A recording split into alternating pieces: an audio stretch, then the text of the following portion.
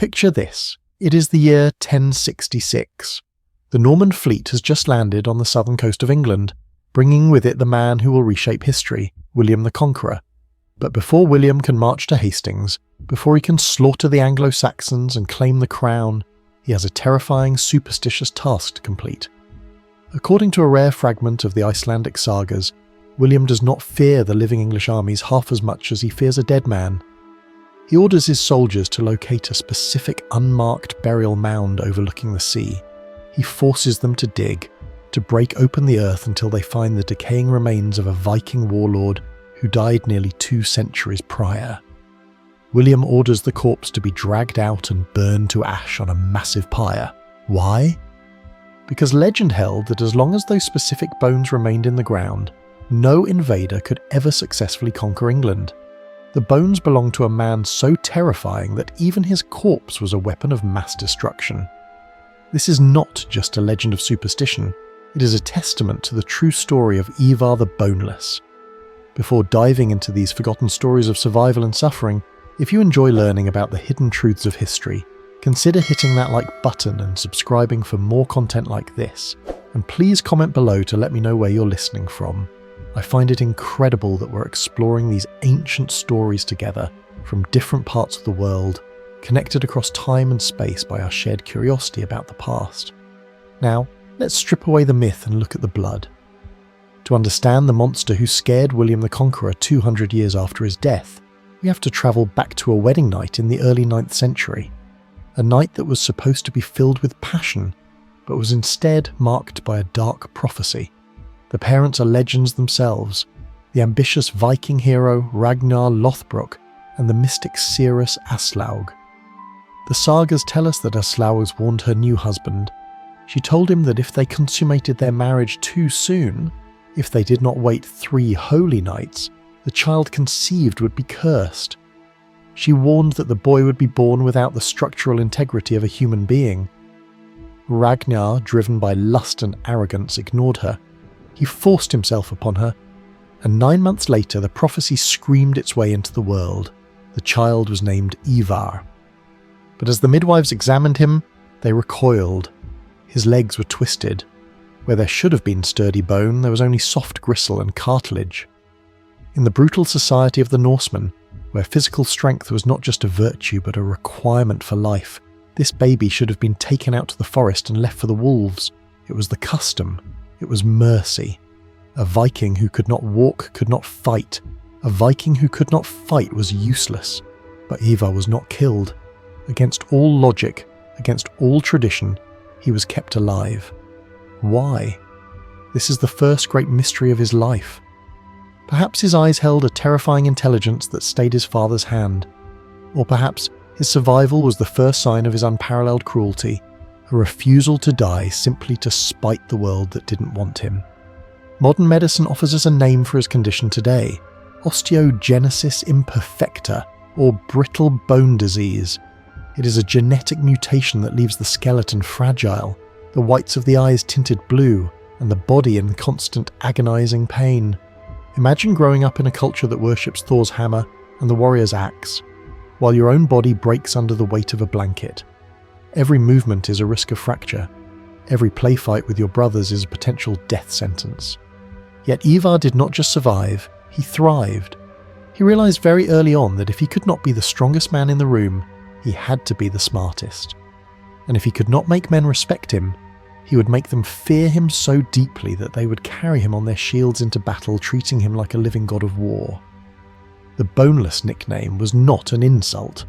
By the time he was done with England, it was a title of horror. To understand the monster, you must first understand the pack he ran with. Ivar did not grow up in isolation. He was raised in the shadow of giants. His father was the most famous raider in Christendom, and his brothers were swiftly becoming legends in their own right. You have likely heard their names. There was Bjorn Ironside, a man whose skin was said to be impenetrable in battle, a physical juggernaut who would go on to raid the Mediterranean. There was Ubba, a hulking berserker who preferred the axe to conversation, and there were Hvitserk and Sigurd Snake in the Eye. These were Ragnar Lothbrok's sons, a fraternity of alpha predators born and bred for one purpose: war.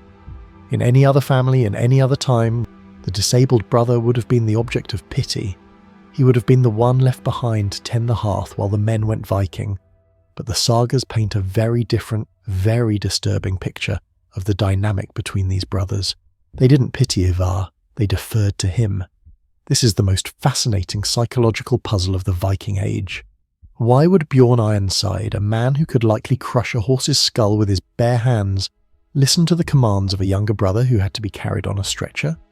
The answer lies in the specific nature of Viking leadership. The Norsemen valued strength, yes, but they idolized wit. They called it slayed, cunning, craftiness, the ability to see the trap before it springs. Ivar possessed a mind that was as sharp and cold as the North Sea. While his brothers were learning to swing swords, Ivar was studying the board game Hnefatafl, Viking chess.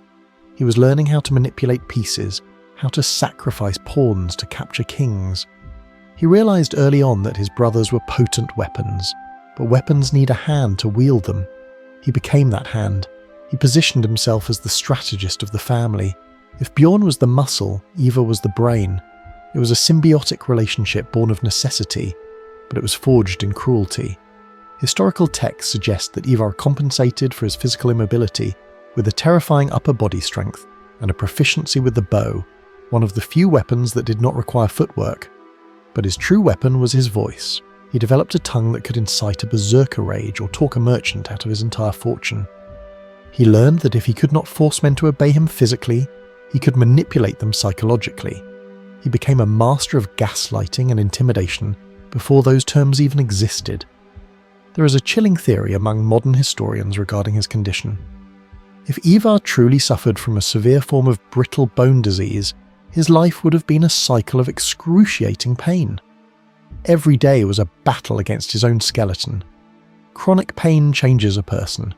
It can strip away empathy. It can make you resent the healthy, the walking, the comfortable.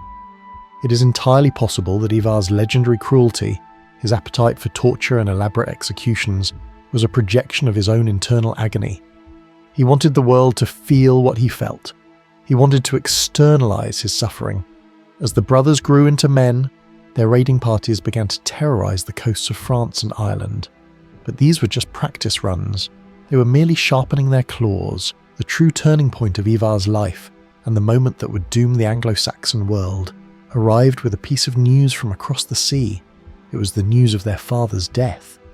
But it wasn't just that Ragnar had died, it was how he had died. The legend says that Ragnar Lothbrok was captured by King Ehlers of Northumbria. Ehlers, a pious Christian king who saw Ragnar not as a warrior but as a pagan devil, decided to execute him in a manner that would humiliate him. He threw the great Viking hero into a pit of venomous snakes. As the vipers bit into his flesh, Ragnar is said to have shouted a final, defiant prophecy. How the little piglets would grunt if they knew how the old boar suffered. When this news reached the sons of Ragnar, the reaction was explosive. The sagas describe Bjorn gripping his spear so tightly that the wood left an impression in his hand.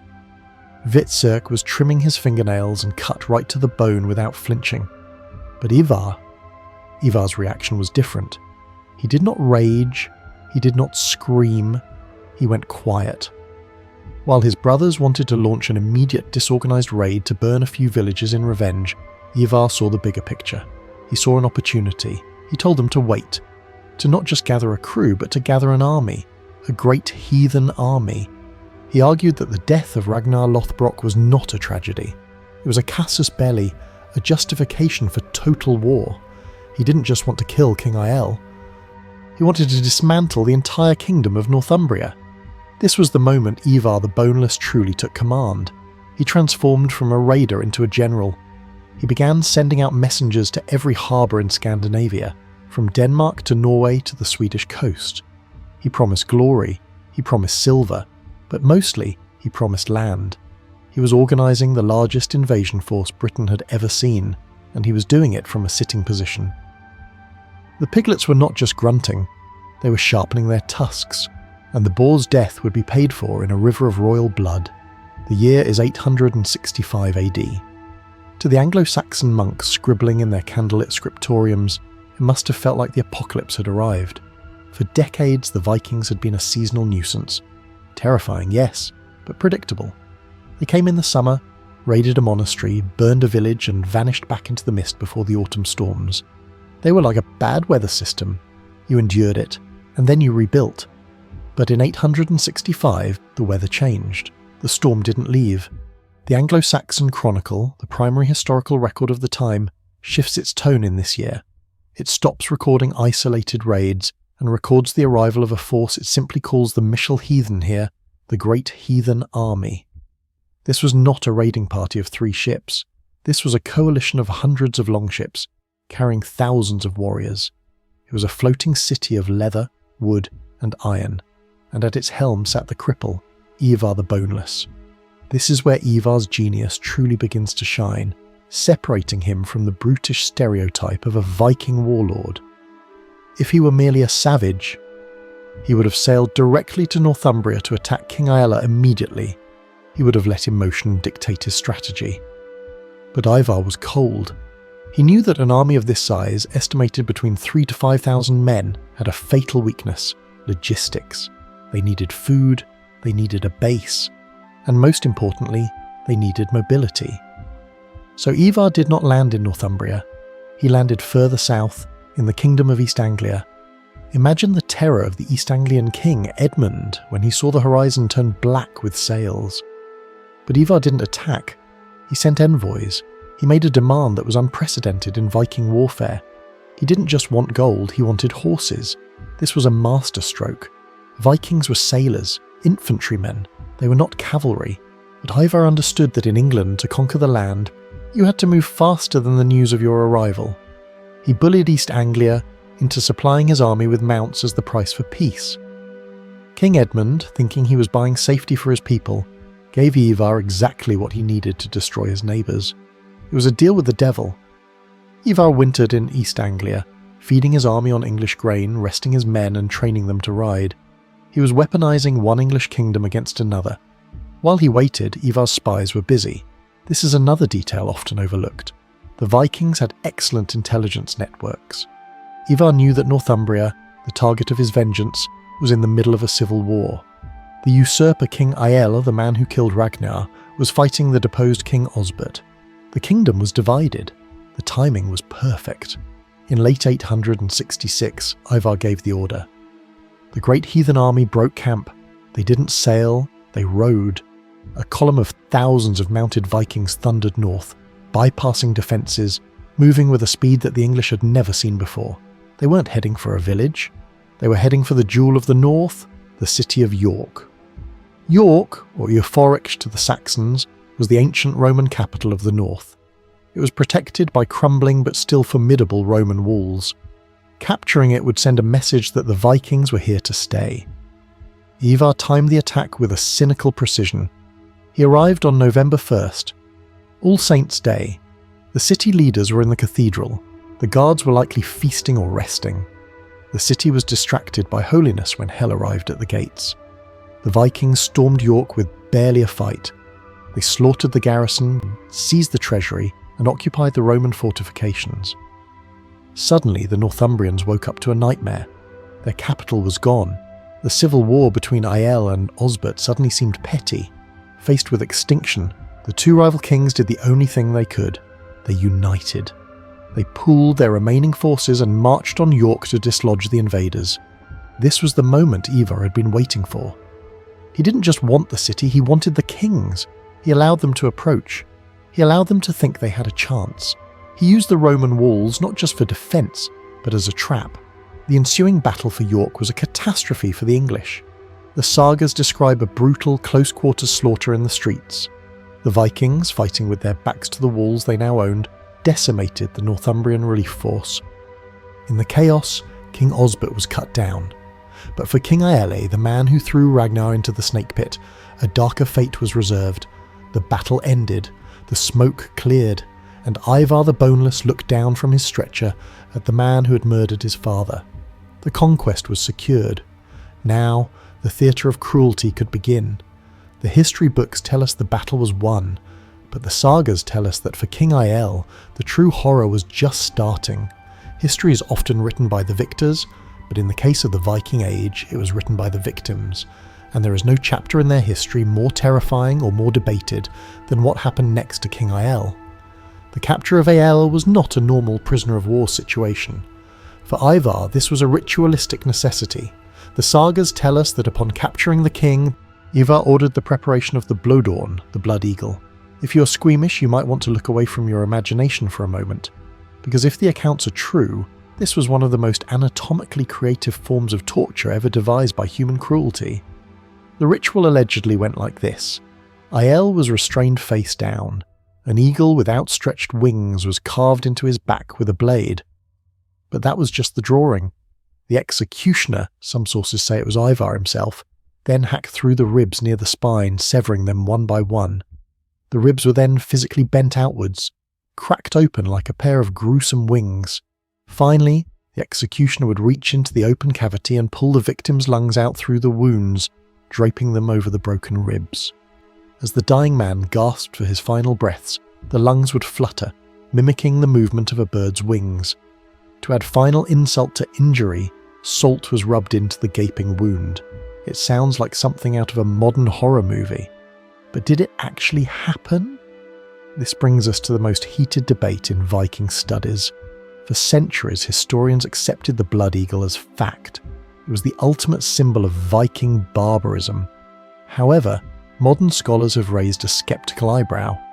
Linguistic experts like Roberta Frank argue that the blood eagle might be a literary misunderstanding, a mistranslation of a vague poetic stanza that simply meant an eagle pecked at his back, a metaphor for leaving a corpse for the carrion birds. They argue that the human body would go into shock and die long before the ribs were fully opened. From a medical standpoint, keeping a man alive long enough to flutter his lungs is nearly impossible without modern life support. But here is the counter-argument. The Vikings were a people who believed in the tangible power of symbols. They had intimate knowledge of anatomy from butchering animals and centuries of close-quarters combat. If Ivar wanted to make a statement that would echo through eternity, would he settle for a simple beheading? Whether the blood eagle was a literal surgical procedure or a terrified exaggeration by Christian monks, the effect was the same. The rumour of it broke the spirit of the Anglo-Saxons. When word spread that the king of Northumbria had been turned into a breathing statue of gore, resistance crumbled, fear as a virus, and Ivar was patient zero. With Northumbria decapitated and terrified, Ivar installed a puppet king, a man named Ecgbert, who would do exactly as he was told and turned his eyes south. He was not done. Northumbria was vengeance for his father. The next target, the kingdom of Mercia, would be for profit, and the target after that, East Anglia, would be for sport. The monster was moving again, and this time he was coming for the king who had given him the horses in the first place. King Edmund of East Anglia thought he had bought peace. He was about to learn that you cannot negotiate with a wildfire. You can only burn. If the death of King Eyel was an act of personal vengeance, the death of King Edmund was something far colder. It was an act of political terrorism. After securing the north, Ivar turned his gaze back to East Anglia, the very kingdom that had supplied him with horses just a few years prior. King Edmund had made the fatal mistake of thinking he could buy safety from a predator. He believed that a transaction with Ivar the Boneless was a binding contract. He was wrong.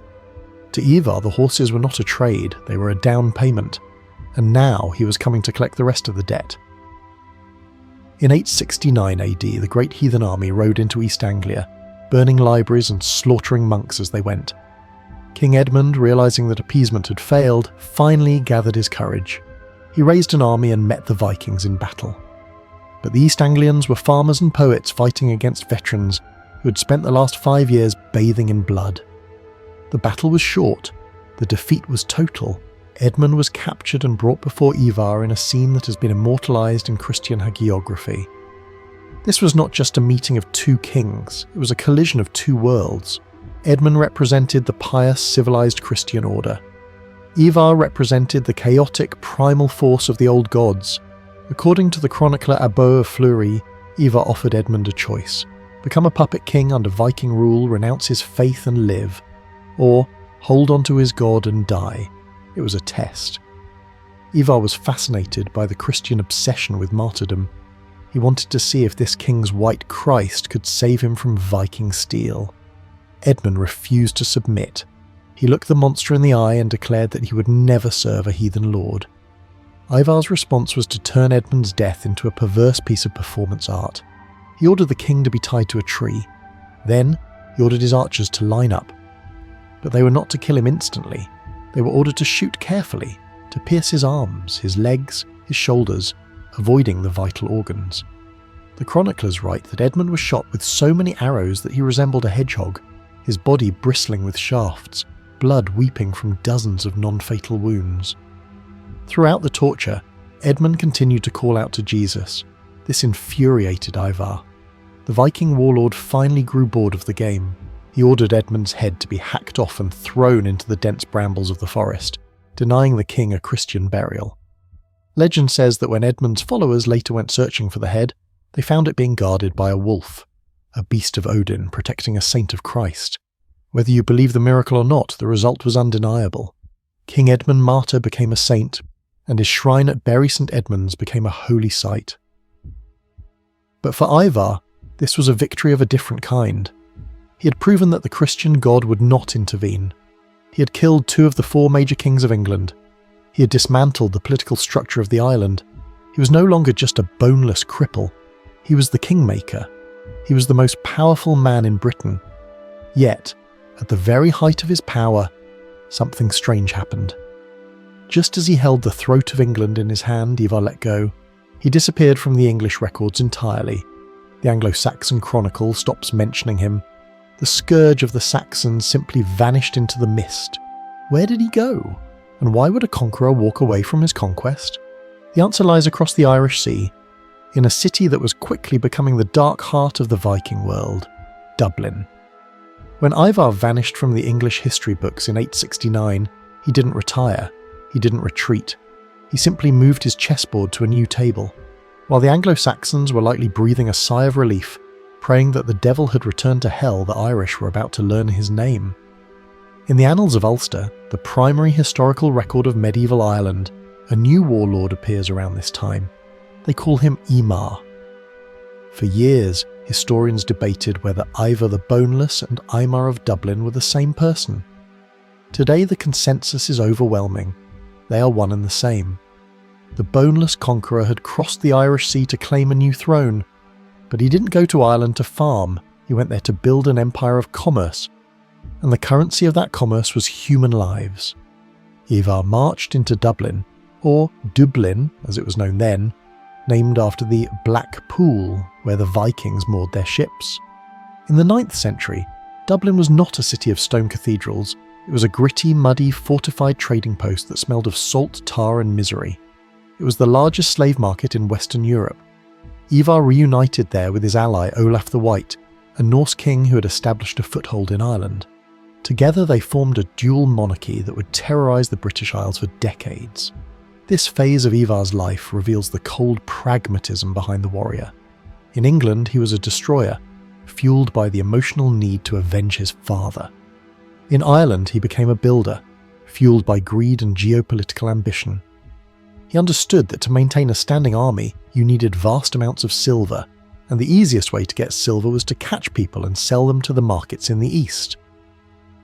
In 870 AD, Ivar and Olaf launched a campaign that demonstrated Ivar's tactical genius had not dulled. They turned their eyes north to the kingdom of Strathclyde in modern-day Scotland.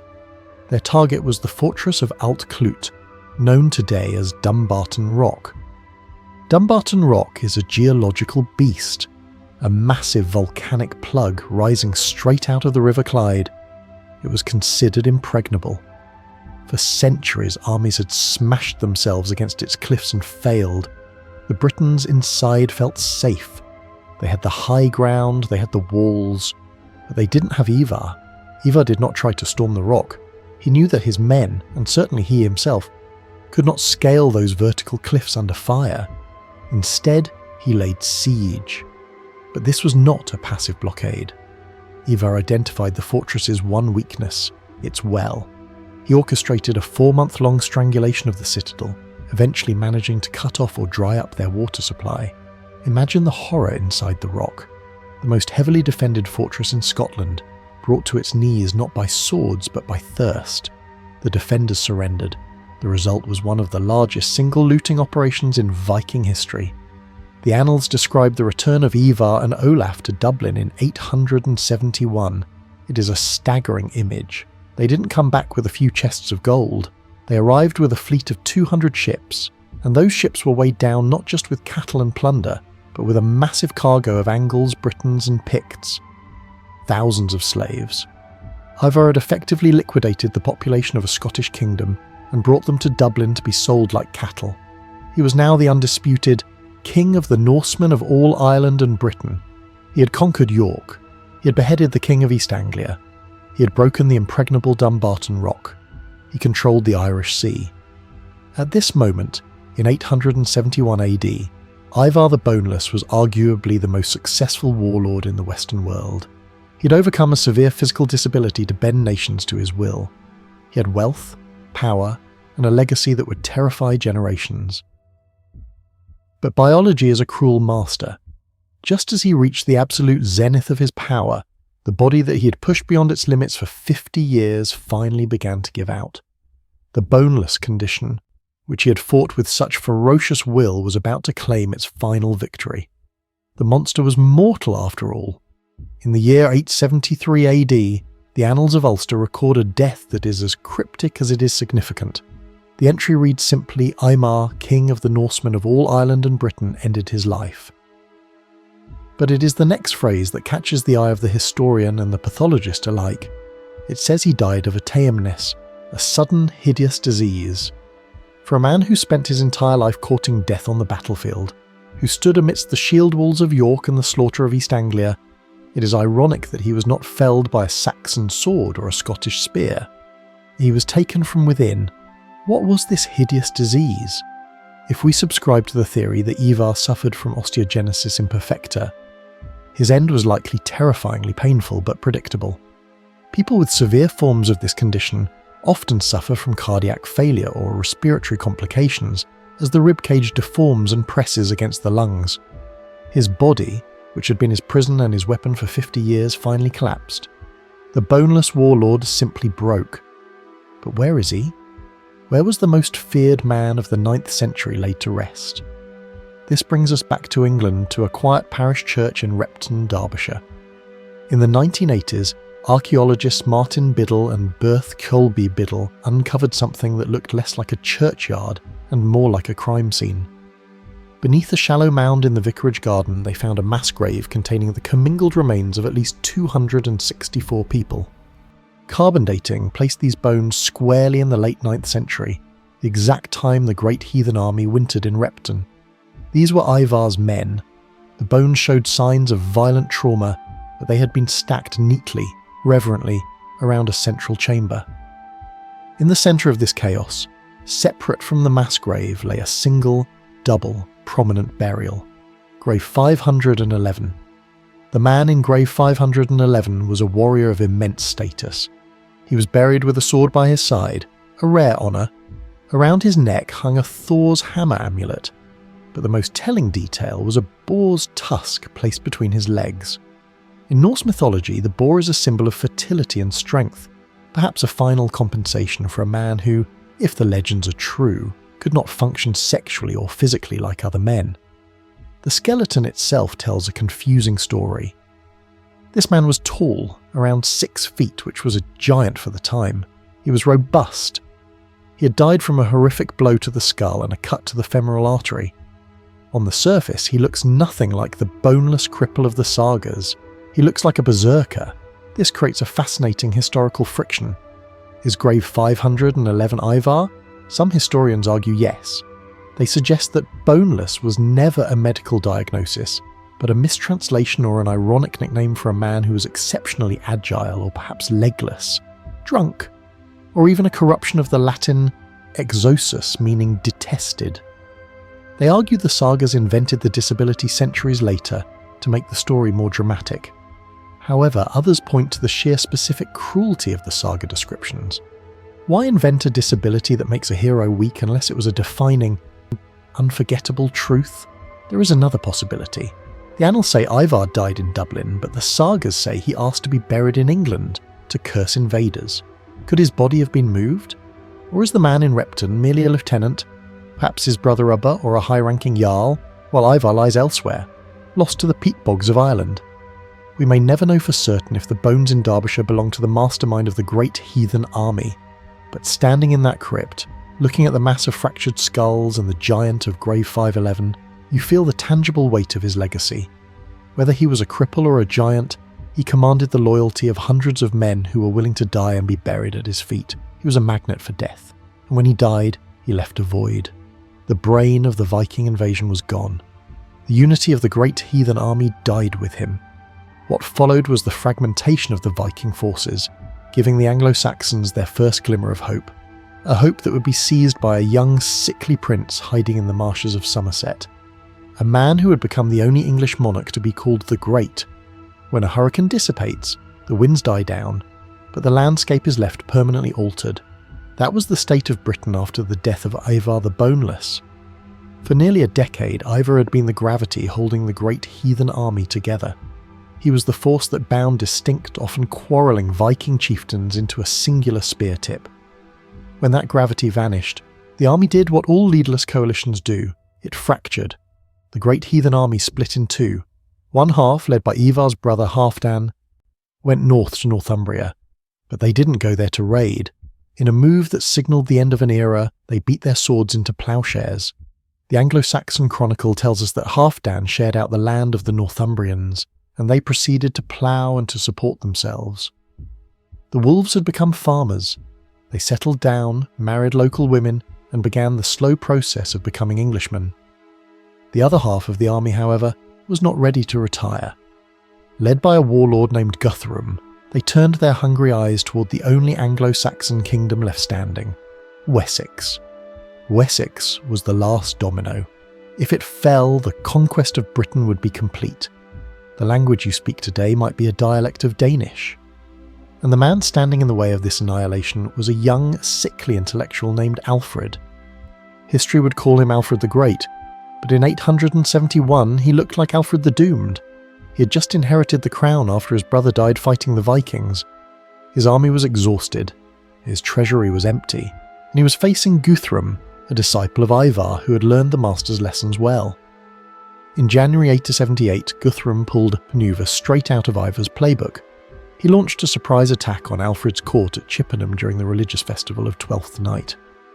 Just like Ivar's attack on York during All Saints' Day, it was a strike calculated to exploit a moment of vulnerability. Alfred barely escaped with his life. He fled into the Somerset Levels, a vast, miserable swamp of marshes and peat bogs. For months, the King of Wessex lived like a fugitive in his own country, hiding in the reeds, dependent on the charity of peasants. This should have been the end. This is where the story usually stops. The king dies in the mud, and the Vikings win. But something remarkable happened in that swamp. Alfred didn't just hide, he thought. He analysed the enemy. He realised that the Anglo-Saxon military model, slow, reactive, based on local levies, was obsolete against the speed and ferocity of the Vikings. Alfred began to reform. He realised that to defeat the Vikings he had to become more like them. He built a navy, ships designed to fight the dragon boats on their own terms. He reorganised the army so that half the men were always on active duty, while the other half farmed, creating a standing force that could respond instantly to raids. And most importantly, he began building burhs, a network of fortified towns, positioned so that no village in Wessex was more than 20 miles from a stronghold. This was the Burhal system, a defensive grid designed to neutralise the Vikings' greatest advantage: mobility. Ivar's strategy relied on moving fast and striking undefended targets. Alfred's strategy ensured there were no undefended targets. In the spring of 878, Alfred emerged from the swamp. He rode to Egbert's Stone and blew his horn. The men of Wiltshire, Somerset and Hampshire answered the call. They met Guthrum's army at Eddington. The Battle of Eddington was a brutal shield wall collision that lasted for hours. But this time, the Saxons didn't break. They held, and then they pushed. Alfred defeated Guthrum and pursued him back to his fortress, besieging him until he surrendered. But Alfred, ever the student of history, knew that killing a Viking leader often just created a martyr and brought fresh vengeance from overseas, so he did something smarter. He converted him. As part of the peace treaty, Guthrum was baptised as a Christian, with Alfred standing as his godfather. It was a brilliant political theatre. By making Guthrum a Christian king, Alfred brought him into the fold of civilised diplomacy. They divided England between them. The south and west belonged to Alfred.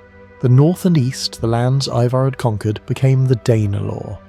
The Danelaw was exactly what it sounds like, a state within a state where Danish law, not Saxon law, prevailed. It was Ivar's legacy solidified on the map. Yet, by containing the Vikings there, Alfred saved the concept of England. Is a strange irony. Ivar the Boneless, the monster who wanted to destroy the English kingdoms, actually saved them. By shattering the petty rivalries of the Heptarchy, by destroying Northumbria, East Anglia and Mercia, he cleared the board. He forced the survivors to unite behind the only alternative left, Wessex. Ivar was the fire that burned down the old forest, allowing the single strong oak of England to grow in its place. Without the Great Heathen Army, there is no Alfred the Great. Without the monster, there is no nation. We have followed the blood trail of Ivar across England and Ireland. We have seen him dismantle kingdoms and build empires.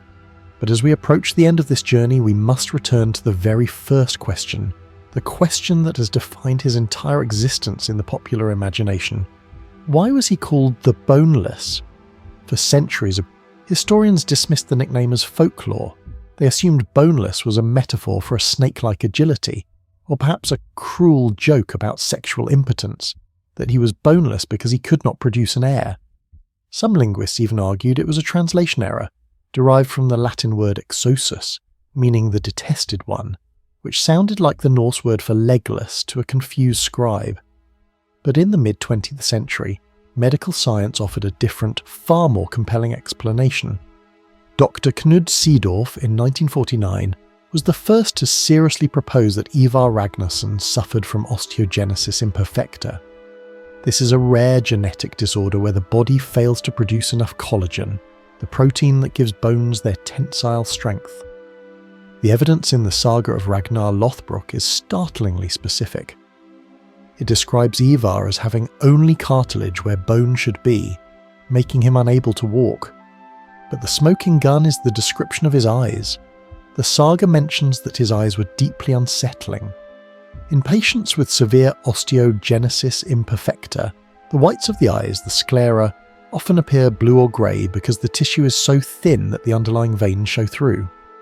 If Ivar truly had type 1 or type IV Osteogenesis Imperfecta, his life is not just a story of conquest, it's a miracle of survival. In the 9th century, a disabled child was a liability. The Viking world was a meritocracy of violence. You ate what you killed. Yet Ivar was not only kept alive, he was revered. This challenges everything we think we know about barbaric Viking culture. It suggests that they were capable of recognizing value beyond physical utility. They saw a sharp mind trapped in a broken body, and they decided that the mind was worth preserving. However, there is a counter-theory that is equally fascinating. Some modern osteologists suggest he might have had Ehlers-Danlos Syndrome. This condition affects connective tissues, resulting in hypermobility. Joints can dislocate and pop back in at will. A warrior with Ehlers-Danlos Syndrome might appear boneless, because he could contort his body in unnatural ways, perhaps escaping restraints or moving with a disturbing fluid quality that terrified his enemies. But let's look at the logistics. How does a man who cannot walk lead a charge? The sagas give us the answer, and it is an image of pure imperial power. They say Ivar was carried into battle on a shield or a special cart. Think about the psychology of that. In a shield wall where every man is fighting for his own footing, protecting a stationary leader is a massive tactical burden. For Ivar's men to carry him into the heat of the slaughter meant they were completely devoted to him. It also sent a terrifying message to the enemy. My army is so strong, and I'm so confident in your destruction that I don't even need to stand up to kill you. He was the conductor of an orchestra of death, directing the flow of battle from a high vantage point, seeing the gaps in the enemy lines that the foot soldiers missed. His disability forced him to develop a drone's eye view of warfare centuries before flight. So, was he a cripple? By the definition of his time, yes. But Ivar reframed his disability. He turned his immobility into a symbol of status. Kings sit, servants stand. Ivar was the king who never stood. Whether it was brittle bones, loose joints, or simply a mistranslated nickname, the truth remains, Ivar the Boneless broke the Anglo-Saxon world without ever setting a firm foot on it. He proved that in the Game of Thrones, the most dangerous weapon is not the axe in your hand, but the malice in your heart. As we close the file on his medical history, we are left with one final task. We must look at what remains, not the bones, not the maps, but the shadow he casts over us today. From the names of English towns to the villains of our favourite TV shows, the ghost of Ivar is still with us. So what are we to make of Ivar the Boneless? Was he a sadistic monster who tortured kings for sport? Or was he a brilliant military architect who overcame a debilitating genetic curse to reshape the history of Europe? The truth, as it often does, likely lives in the grey space between the screams and the strategy. Ivar was a man born into a world that had no place for him. By the laws of his own people, he should have been left to die in the snow. But he survived, and that survival required him to forge a personality that was harder than the bones he lacked. He's perhaps the ultimate example of the dark underdog. We love stories about underdogs, people who rise from nothing. Ivar reminds us that not all underdogs are heroes. Some are villains, and some are simply survivors who learned that in a cruel world, you have to be the cruelest thing in it. Today, Ivar lives on. You see him in the hit series Vikings, portrayed with chilling intensity, introducing a new generation to the terror of the boneless. You see him in the genetic legacy of the British Isles, where Scandinavian DNA is still woven into the population of the north. You see him on the map, the division between the north and south of England, a cultural divide that exists to this day, began with the lines Ivar drew in the mud with his sword. He forced the Anglo-Saxons to stop fighting each other and unite, inadvertently creating the nation of England. He turned Dublin from a muddy outpost into a thriving international capital. He proved that physical strength is a depreciating asset, but fear is a currency that never loses its value. In the end, the Boneless nickname is the greatest irony of all, because while his skeleton may have been weak, Ivar Ragnarsson had more backbone than any king who stood against him. He was the cripple who made the world kneel. If you've made it this far, you're clearly as fascinated by the dark corners of history as I am. Please make sure you're subscribed and have the bell notification turned on, so you don't miss our next deep dive into the past. I want to hear from you in the comments. Do you think the Blood Eagle was real or just a myth? And who should we profile next? The mad Roman emperors? Or perhaps the pirate queens of history? Let me know below. Until next time, keep questioning the narrative.